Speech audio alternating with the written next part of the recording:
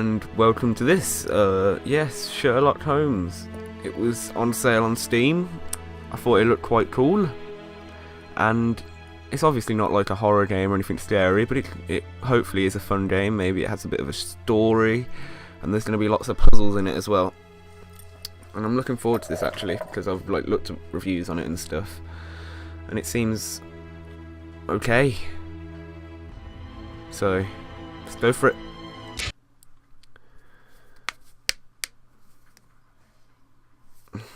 Yeah, I'll upload Call of Cthulhu tomorrow because it's getting irritating.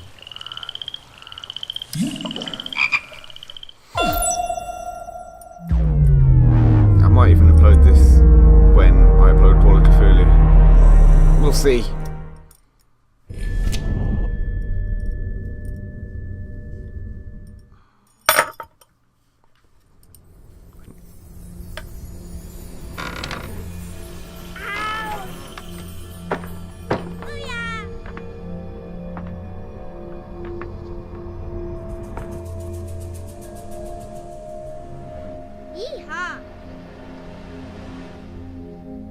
Hey, you just changed. Oh.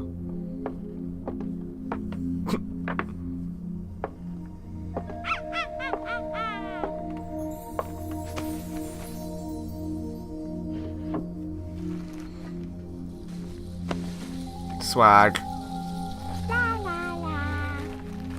Ow! Ah! What's this? Oh. No. Okay.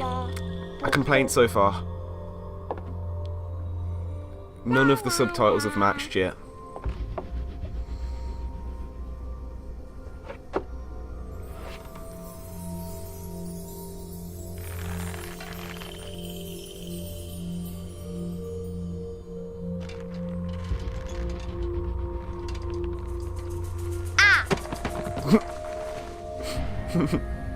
Ooh. Oh, come on. Is that a Watson puppet? I think his name's Watson. Oh, look! It's a book! That rhymed. Maybe it's a book about pirates with a treasure map. No, I don't think so.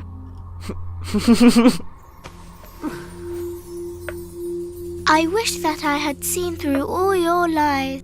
Oh, start from the beginning, not the middle. And so I decided to pick up my pen to relate the most disturbing episode of my life thus far. It all began early one morning in 1898, when Sherlock Holmes invited me to accompany him on a visit to the Marquis of Conyngham.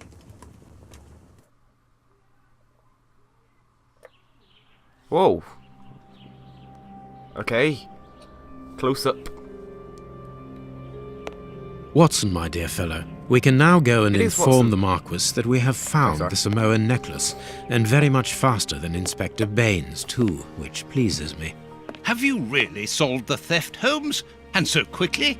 I have indeed, Watson, and believe me, it was completely unnecessary to spread out all over London, as our friend Baines thought was best.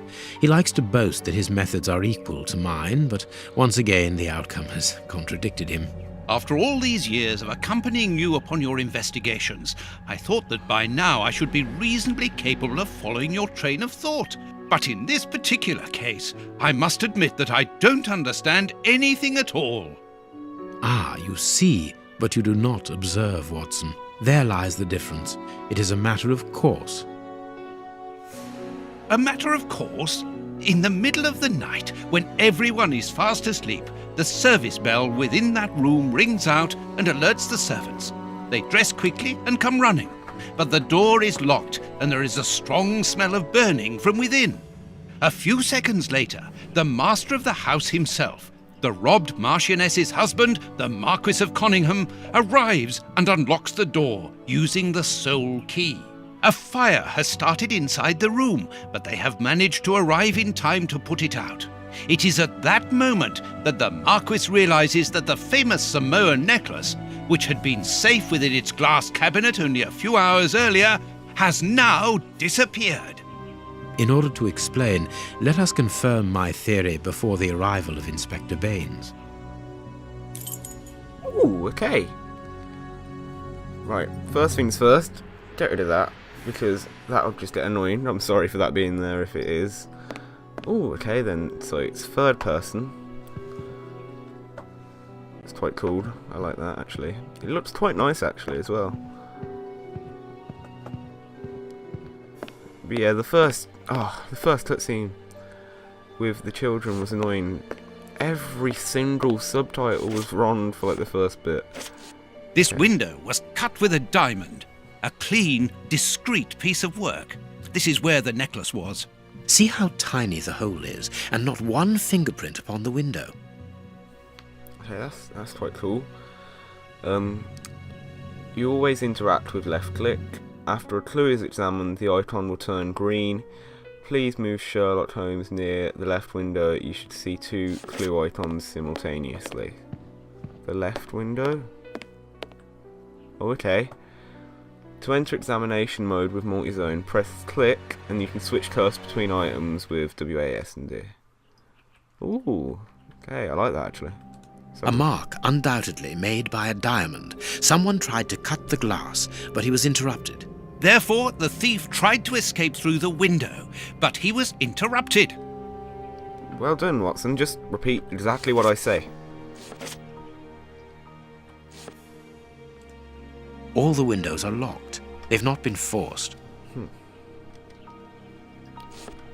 Let's have a look at what's by the chimney then.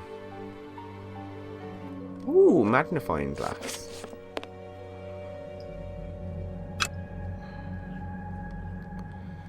Okay, clicking it. I like that. Oh wait, do I have to equip the magnifying glass? Okay.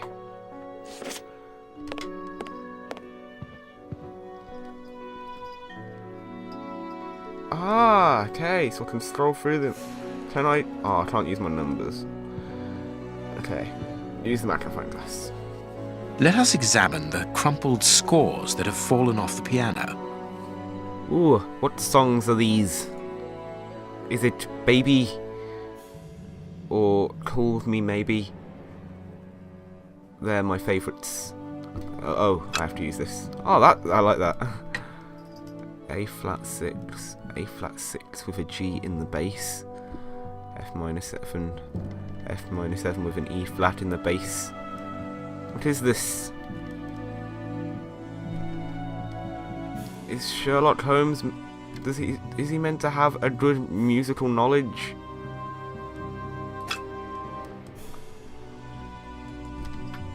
Can I flip it maybe? Oh crap, put it down.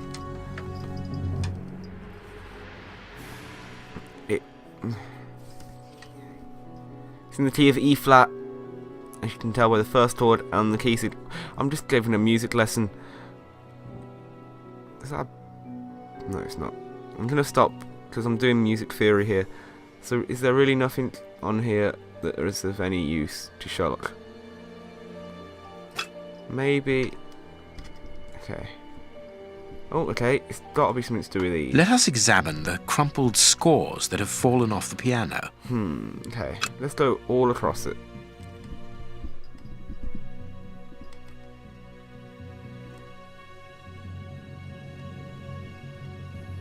Ooh, I see that. These sooty prints were left by a tiny hand. I don't understand why these music scores are covered with soot. Ha. Ooh! Press R or the middle button to switch between third. That's cool. I like games with first and third person. Or keep left mouse button pressed. Oh, okay. And press R to switch to point and click mode. Oh, okay. That's cool. Okay.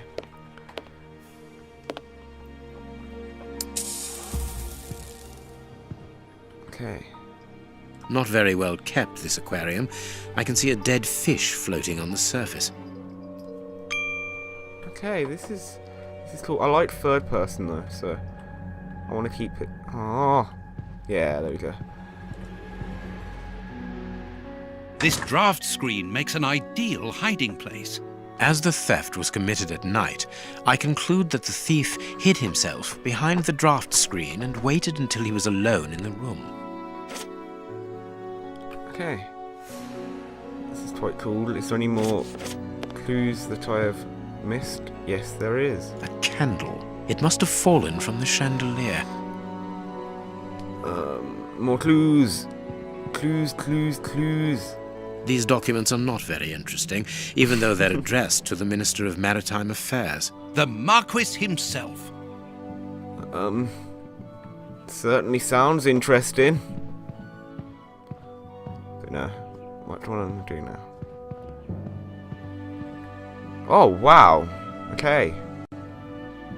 The chest wasn't opened. The necklace wasn't in it. Okay, next. Let's go from there across. The fire started here, just beneath the bell pull. Whoever pulled the cord would have had his feet in the fire, unless it was pulled before the fire started. Would have had his feet in. That would surely be quite a warm experience. Strange. There are some objects here that have been knocked over. Come on, Sherlock. You're like a master detective. Footprints. You are not going to get on your knees to examine them. There is no need. It is soot. The servants must have trodden in it while they were putting out the fire. Heading towards his chosen escape route, probably the window, the thief knocked over the stool, which then caught fire. But why didn't he try to put the fire out at once?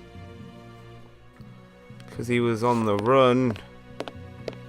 Maybe. Watson, what do you have to say about this? What do you think, Holmes? Let us search the room before the police get here. We might throw some light onto all this. Because there was a fire. Maybe. All the windows are locked.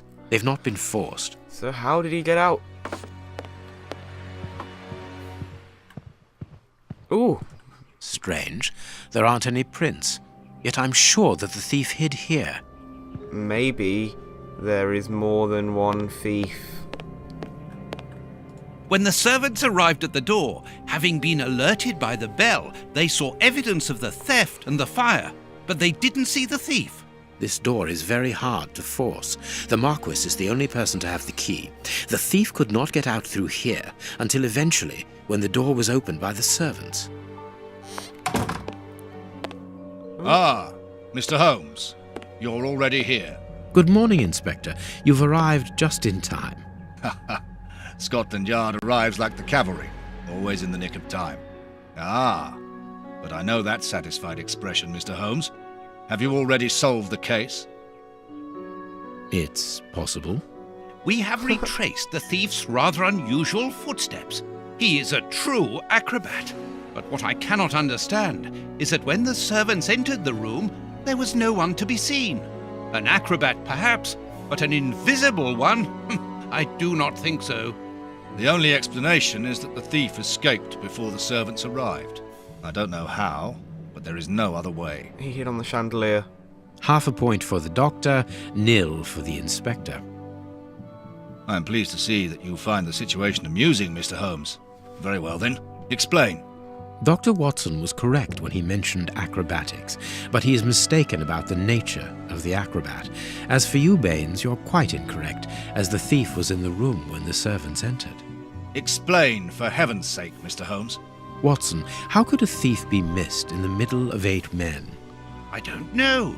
Because he is very small? Stop teasing us, Holmes. Exactly, because he is small and remarkably agile. You're thinking of a monkey? And a trained monkey at that, without a doubt, a Leontopithecus rosalia from Central America. The animal had been hidden inside the room for several hours, calmly awaiting the signal from his master. Once night had fallen and the room was empty, a high-frequency whistle alerted the monkey that it was time to begin the procedure for which he had been trained. The monkey emerged from his hiding place and used the point of a diamond to open the glass cabinet and steal the necklace. He headed across to the window by the chimney, but knocked over the stool, which in turn knocked aside the fire guard and started the fire. The frightened monkey jumped from the chimney by swinging from the bell pull, thus alerting the house servants. He then went to the window and began to use his diamond to cut a hole, but was interrupted by the staff trying to gain entry via the door, and he panicked again. He ran across the piano, scattering the music scores onto the floor, before hiding inside the chandelier, knocking over a candle. Finally, the servants and the Marquis entered the room, leaving the door open while they put out the fire. It was during the confusion that our agile little thief made his escape through the doorway. As simple as that. A brilliant explanation. Bravo, Holmes. And the necklace? I can see it from here, my friends. It's right in front of us. We have searched the room from top to bottom, Holmes. How were we unable to find it? Because we paid insufficient attention to the only victim of this affair. What victim? No one is dead? Yes, Watson, a poor goldfish whose destiny was to die, crushed by one of the most precious necklaces in England. The aquarium is just beneath the chandelier, I understand. The little monkey had likely hung the necklace around its neck and lost it when he leapt from the chandelier. The jewels fell into the aquarium, where they remain now.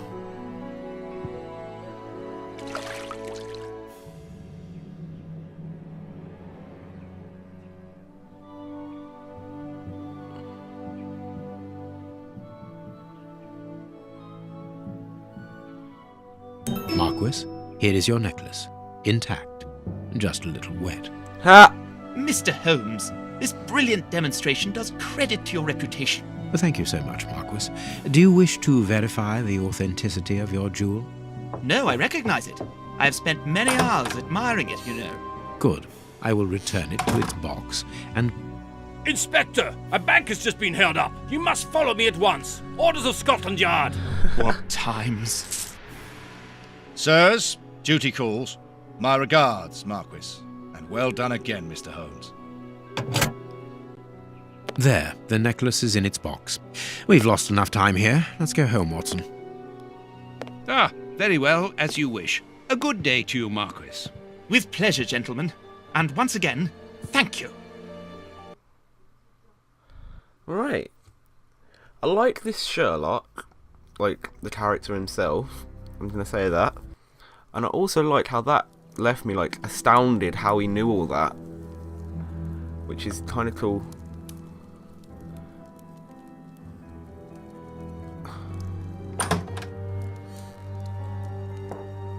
This morning's newspaper. Holmes, have you read this article about you? No, Watson, not yet, and I won't have time to. Read it before you leave. It's outrageous. If you insist. Okay, right, I'm gonna end this here. I know it's probably not been the most interesting watch, and it might not pick up, but it's a cool game to play, and I've still not really done anything in it properly yet. This is more like an introduction to the series at the moment. I might keep doing it, might not, I don't know, we'll see. But yeah, thanks for watching, goodbye.